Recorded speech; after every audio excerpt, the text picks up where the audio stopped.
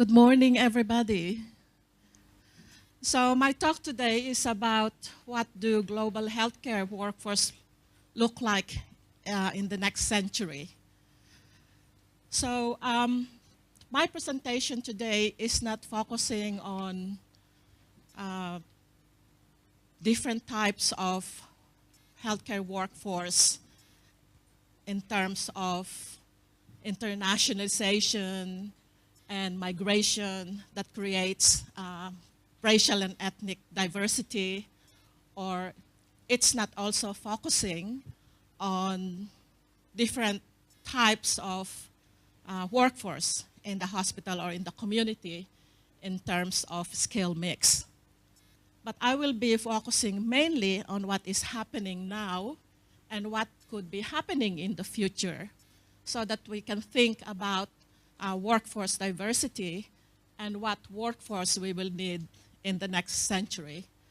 And this will be looking at what probably will be needed for us to think about and question what we need.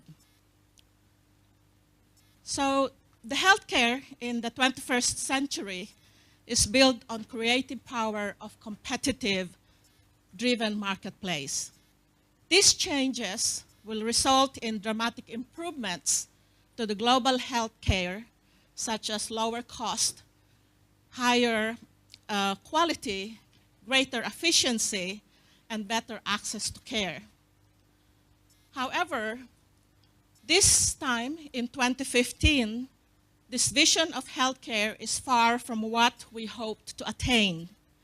We are still burdened with glaring inefficiencies, high and rapidly rising healthcare costs, growing ranks of uninsured, the chasms in quality, healthcare disparities, and the lack of workforce to provide the need for healthcare in the diverse population.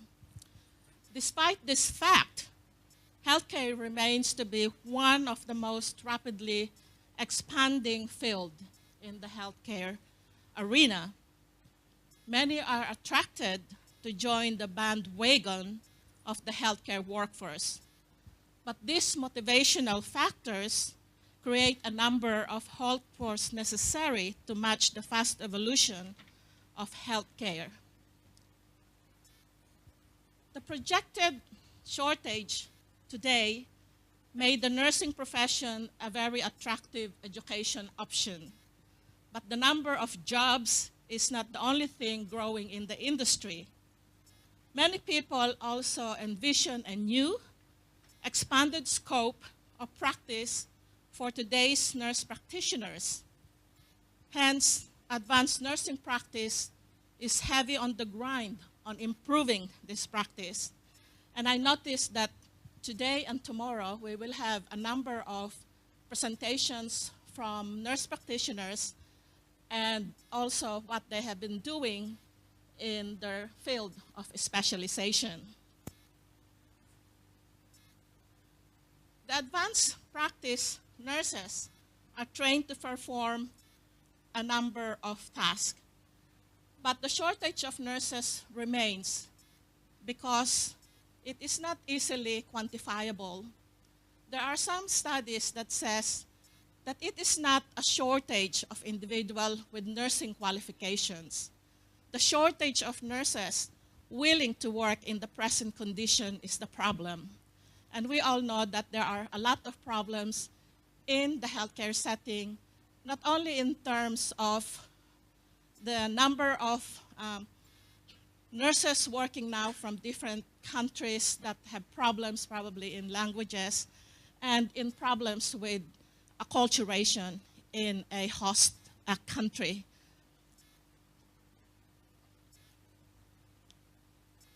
So advanced practice nurses are trained to perform a number of primary activities.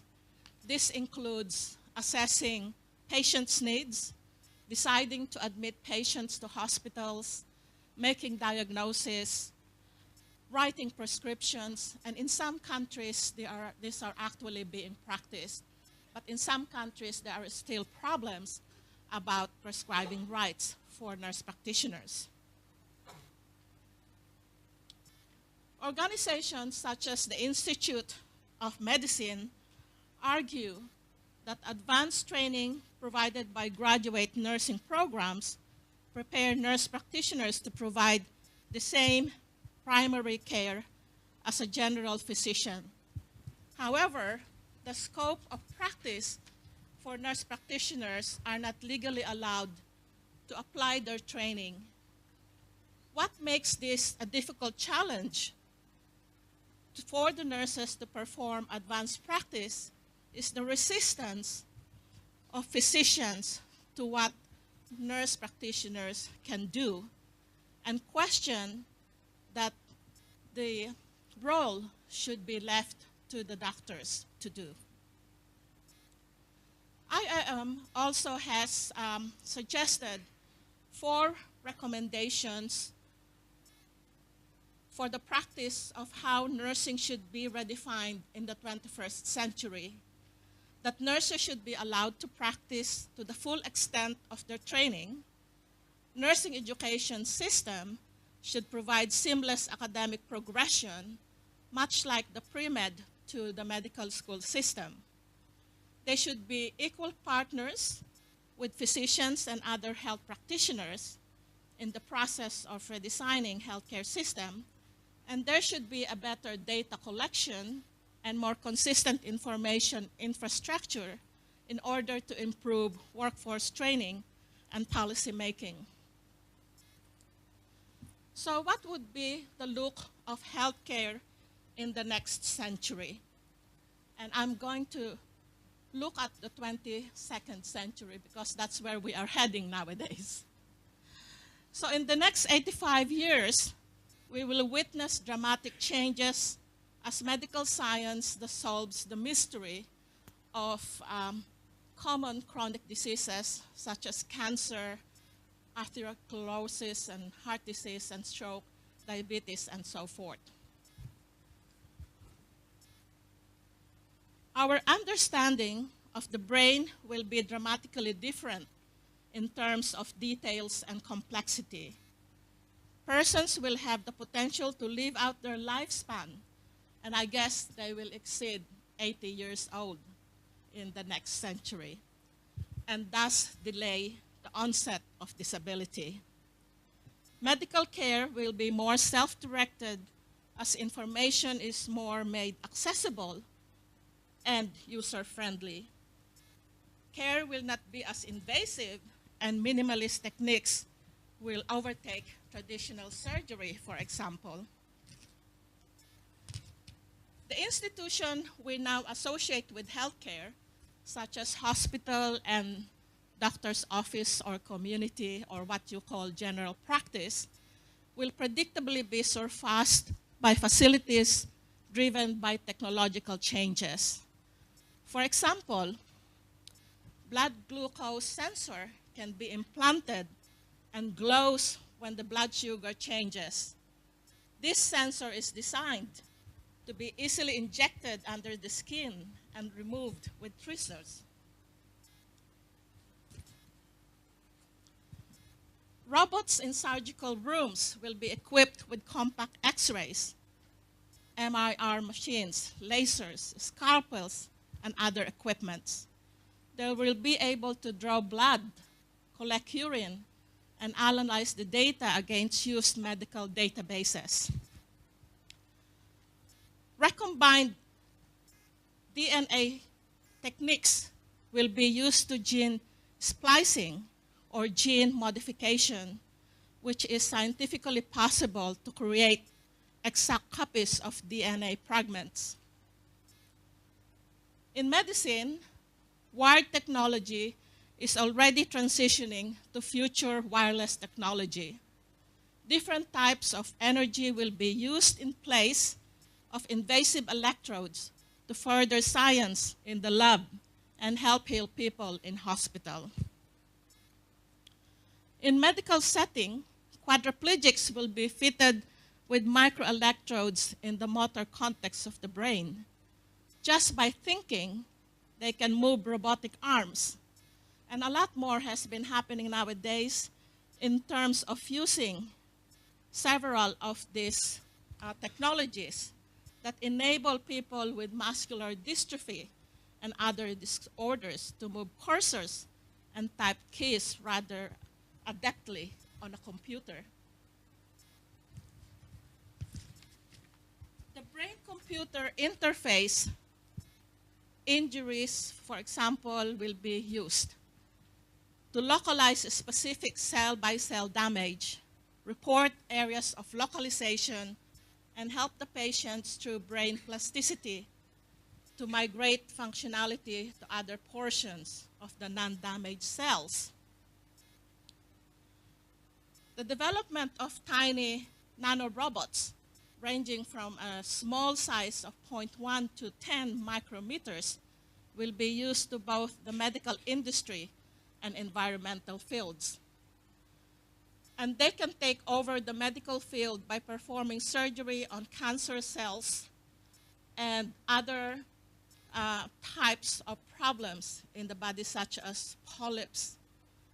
Medical nanorobots will also give targeted delivery of drugs to specific regions of the body. Nanorobots can be used for early diagnosis, treatment, and monitoring of many different conditions and diseases. Moving among these lines, these future robots will be able to be controlled and monitored by humans and move due to catalytic reactions within the body. Pain management, for example, will include in situ microcomputers. Medical nanorobots will take wireless instructions from the thinking computer host outside the patient's body. Swarms of nanorobots can be released into a human body, load sharing information, and working as a theme to cure illness, conditions, and disease. Intelligent FAG, or the transformers of the future, will come into play in the healthcare industry. These trillions of polymorphic smart material faglets with microcomputing power can be programmed with wide spectrum behavior. These transformers can monitor your body functions such as heart rate and take preventative actions if necessary, have your DNA pre-programmed, provide total immunity from all bacteria and viral agents, such as colds and AIDS. Human cloning, although meeting much resistance, will continue to be developed through future gene splicing in a step-by-step fashion. However, conservative religious groups will thwart the growth of science in this technology. Science fiction writers have had no problem imagining where biomaterials should go. The Tin Man of Wizard of Oz, the $6 Million Man, RoboCop, and Star Trek Borg has all been seamless integrations between metals, plastic, electronics, and living flesh. Evidence suggests this seamless integration can easily be achieved. The potential now exists to engineer synthetic surfaces so that they control biomedical reactions with precision. Thus, we can imagine creating a new generation of biomaterials acting as the technological workforce that might revolutionize healthcare and diagnostics. With these changes coming up very soon, we should rethink the curriculum of nursing again, or any healthcare professionals that we wanted to work in our healthcare system. This will challenge the human healthcare workforce into provision of care and complete with the provision of cure that the technological healthcare workforce provides. In the future, we will be looking at people who might be half human and half machine, challenging the existence of human race. It is very important now to consider what our really role will be in the next century, because caring seems to be diminishing and curing seems to be the focus in terms of using the different technologies in the healthcare system. So we will be really thinking and rethinking our curriculum and what is needed to prepare our healthcare workforce in the next 22nd century. So I leave you this question. I end with my discussion with this question. With this future in mind, in terms of challenges and the different and very quick changes in the medical technology or healthcare technology, technological, diverse, savvy healthcare workforce will be needed. Is this going to be bad or good in our preparation for our healthcare workforce in the future? Thank you very much for listening.